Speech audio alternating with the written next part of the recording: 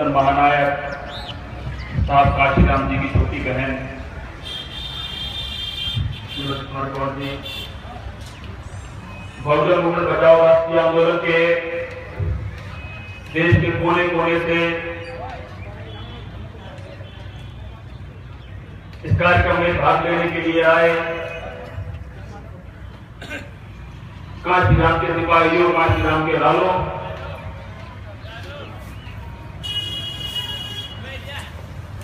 मेरे सामने बैठे आगरा और देश के अन्य हिस्सों से आए बहुजन मूवमेंट में आस्था रखने वाले साथियों, आज आगरा की इस ऐतिहासिक धरती पर बहुजन मूवमेंट बचाओ राष्ट्रीय आंदोलन द्वारा राष्ट्रीय बहुजन भाईचारा अभियान के तहत बहुजन भाईचारा सम्मेलन का आयोजन किया गया है। आज इस कार्यक्रम में बोलने के लिए बहुत बातें हैं, बहुत सी बातें मैं नोट करके लाया था कि मुझे किन किन मुद्दों पर बात करनी है, लेकिन कुछ चमची और दलाल, मायावती के चमची और दलाल 5 मिनट के लिए उन्होंने व्यवधान पैदा किया। मैं इस व्यवधान का स्वागत करता हूं, क्योंकि इससे मालूम चला कि हम लोग सही रास्ते पर हैं। इतिहास गवाह है, जब भी कोई अच्छा काम किया जाता है तो चमचे दलाल टाइप के लोगों को बड़ी तकलीफ होती है। मुझे बताया अभी भुक्ति मेहरा जी ने, आज से लगभग 30 वर्ष पूर्व साहब काशीराम जी जब आगरा के लाल किले मैदान में आए थे तो इसी टाइप के चमची और दलाल जो कि 100 रुपए या शराब की टोकन के लिए इस तरह का व्यवहार पैदा करते हैं, आज ये मायावती के चमची और दलाल है। 30 साल पहले कांग्रेस के दलाल थे इस टाइप के लोग, और इन्होंने काशीराम साहब के कार्यक्रम में एक बैल को, सांड को धकेल दिया था। आप में से बहुत सीनियर लोग बैठे हैं, उसमें मौजूद थे, मेहरा जी थे, काशीनाथ बहुत जी आप सब भी थे, बहुत लोग थे। तो चमची और दलाल तो रहेंगे, और चमची और दलाल जो इस तरह की हरकतें करते हैं, मुझे लगता है ये उनकी हताशा, निराशा, और उनकी नहीं, वो तो बहुत छोटे से कीड़े मकोड़े हैं, उनको मैं ज्यादा भाव देना भी नहीं चाहता। तो आज मायावती ने 100 रुपया दारू की बोतल लेके कुछ करते हैं, कल कांग्रेस देगी उनके लिए करेंगे, परसों बीजेपी के लिए करेंगे। ये उनकी हताशा, निराशा नहीं, ये हताशा और निराशा इनकी मां की है जो दिल्ली में बैठी है, जिसका नाम मायावती है, जिसका नाम मायावती है। उस मायावती की काली कपूतों का चिट्ठा खोलने के लिए आज मैं यहां खड़ा हुआ। कुछ बातें ऐसी हैं जो मैं बोलना नहीं चाहता था, कुछ बातें ऐसी होती हैं समय आके बोली जाती हैं, लेकिन जो इन्होंने हरकत की है अब मैं उनको भी खोलूंगा। मायावती जो कि इस भाषण को सुन रही है, मुझे मालूम है मायावती की हरकतें, मुझे मालूम है कि कहीं आगे बोर्ड के नीचे मायावती या कोई भड़वा दलाल मोबाइल लेके बैठा होगा ऑन करके, और मायावती दिल्ली में सुन रही है।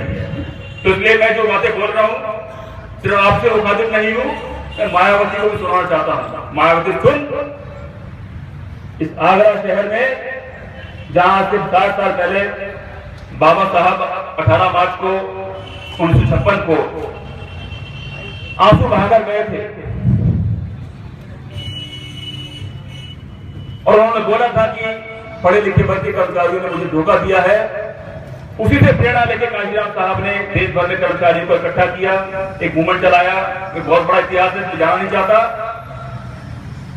और कांशीराम साहब का वो मूवमेंट जो बहुजन मूवमेंट है, आज से 10-15 वर्ष पूर्व पूरे देश के अंदर एक आंधी की तरह, एक तूफान की तरह, एक भूचाल की तरह उसने मनुवाद की जड़ें हिला दी थी। कांशीराम साहब का सपना था कि इस देश का दलित पिछड़ा माइनॉरिटी इस देश का हुक्मरान बने। 2000 साल से जो गुलाम समाज था उसको हुक्मरान बनाने के लिए मसीहा ने अपना सब कुछ छोड़कर, अपना घर बार छोड़कर, सर पे कफन बांधकर एक लॉ जलाई और उस लॉ ने पूरे देश में ब्राह्मणवाद को अपनी चपेट में ले लिया। ब्राह्मणवाद अपने घुटने पर आ गया। जो ब्राह्मणवाद पिछले 2000 सालों से हमारे समाज को गुलाम, लाचार और जानवर से भी ज्यादा नीचे रखकर शोषण करता था, जुल्म करता था, उस समाज को कांशीराम साहब ने इस मूवमेंट को चलाकर, इस पार्टी को बनाकर, इस पार्टी के माध्यम से हुक्मरान समाज बना दिया। अभी हमारे साथी लखबीर जी ने बोला, रेड़ा चलाने वाले, फावड़ा चलाने वाले, जूता बनाने वाले गरीब लोग विधायक, मंत्री, सांसद बनने लगे। ये कांशीराम का चमत्कार था, उस मसीहा का चमत्कार था। जिस कौम को कुत्ते से भी बदतर समझा जाता था, उस कौम को कांशीराम साहब ने हुक्मरान बना दिया। और साथियों, एक बात मैं आपको बताना चाहता हूं,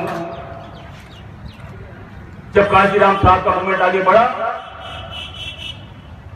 1995-96 के आसपास, जब मनुवादी पार्टी में सरकारें डगमगाने लगी, 20-20, 30-30 पार्टी में सरकारें बनने लगी, देश में अस्थिर शासन आ गया, 2-2 साल में लोकसभा चुनाव होने लगे, तो पत्रकारों ने कांशीराम से पूछा, कांशीराम साहब से पूछा, कांशीराम जी ये दौर कब खत्म होगा?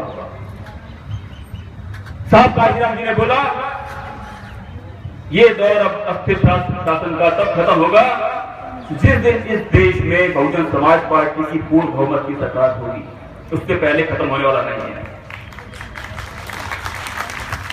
ये 1996 में बोला और हम सबको विश्वास था कि साहब कांशीराम जी का सपना जल्दी पूरा होगा। और ऐसा लगने भी लगा था कि इस देश का हजारों साल से दबा कुचला समाज माननीय कांशीराम साहब के नेतृत्व में इस देश का हुक्मरान बनेगा, साहब कांशीराम जी प्रधानमंत्री बनेंगे और हमारी सारी तकलीफों का अंत होगा। जहां एक तरफ कांशीराम साहब अपनी धुन में अपने मिशनरी साथियों के साथ मिशन के रास्ते में चल रहे थे, महापुरुषों के सपने को साकार करने के लिए चल रहे थे, उसी टाइम मायावती अपना अंदर एक खेल खेल रही थी। तो खेल क्या था मैं आज बोलना नहीं चाहता था, लेकिन अब मायावती ने छेड़ा है तो अब जरूर बोलूंगा। कांशीराम जी बोलते थे एक ईंट का जवाब 4 पत्थरों से दो, मायावती आपसे तो एक ईंट का जवाब 10 पत्थरों से कांशीराम के लाभ देंगे। तेरे मुंह पर जूता तो मारने में आया था, लेकिन अब तेरे चमचों दलालों ने जो हरकत की है, अब उस जूते को गीला करके तेरे मुंह पे मारूंगा, ताकि तुझे मालूम चल जाए कि किस तरह छेड़ा जाता है कांशीराम के लालों का। साथियों, 25 अगस्त 2003 को लखनऊ में रैली थी, मायावती मुख्यमंत्री थी, भाजपा के सहयोग से। कांशीराम साहब ने एक बहुत बड़ी रैली लखनऊ में की, अम्बेडकर पार्क में, और उसने घोषणा की कि हम सरकार से हट रहे हैं, मायावती इस्तीफा देंगे। मायावती को बहुत बुरा लगा, मायावती को बहुत बुरा लगा। और एक और बात काशीराम साहब ने उस रैली में बोली थी कि मैं इस देश का प्रधानमंत्री बनना चाहता हूं, 25 अगस्त 2003 को। मायावती को लगा कि अगर काशीराम जी प्रधानमंत्री बन गए तो मेरा क्या होगा। उसका तो कुछ अंदर खेल अलग चल रहा था। पंडित सतीश चंद्र मिश्रा, ब्राह्मणों का चाणक्य, मायावती का बहुत करीबी, बेहद करीबी, अति ज्यादा करीबी। उसने बोला मायावती को, मायावती जी, काशीराम प्रधानमंत्री बनना चाहता है, हम तो आपको प्रधानमंत्री बनाना चाहते हैं। ब्राह्मण समाज आपको प्रधानमंत्री बनाना चाहता है। कि काशीराम गड़बड़ आदमी है, अगर आप काशीराम को ठिकाने लगा दो, उसको कंट्रोल कर लो, तो हम आपको, ब्राह्मण समाज आपको प्रधानमंत्री बनाएगा। तो मायावती ने कहा ये बहुत ही बड़ी बात है। तब तक मायावती पार्टी में चमचे दलालों का पूरा कंट्रोल कर चुकी थी। मुख्यमंत्री बनके करोड़ों अरबों रुपया इकट्ठा कर चुकी थी। पैसा फेंक फेंक कर उन्हें सब चमचे दलाल पार्टी की तरफ पैदा कर दिए थे। काशीराम जी लाचार हो गए। जिस चमचावाद के खिलाफ काशीराम जी ने युद्ध किया, चमचों को खत्म किया, कांग्रेस भाजपा मनवादी पार्टी में चमचों को खत्म किया, वो चमचे सारे मायावती के आसपास इकट्ठे हो गए और मायावती ताकतवर हो गए। और उसके बाद 25 अगस्त 2003 और 15 सितंबर 2003, 21वें दिन, 21वें दिन काशीराम जी अंदर। 15 सितंबर 2003, तो 3 साल जो बुआ जी ने बताया, बहुत लंबी कहानी में इसमें जाना नहीं चाहता, बहुत बुरा इतिहास है, इस समाज के लिए बहुत तकलीफ वाली बात है, मैं तो जाना नहीं चाहता। 8 अक्टूबर 2006 को काशीराम जी दुनिया में नहीं थे।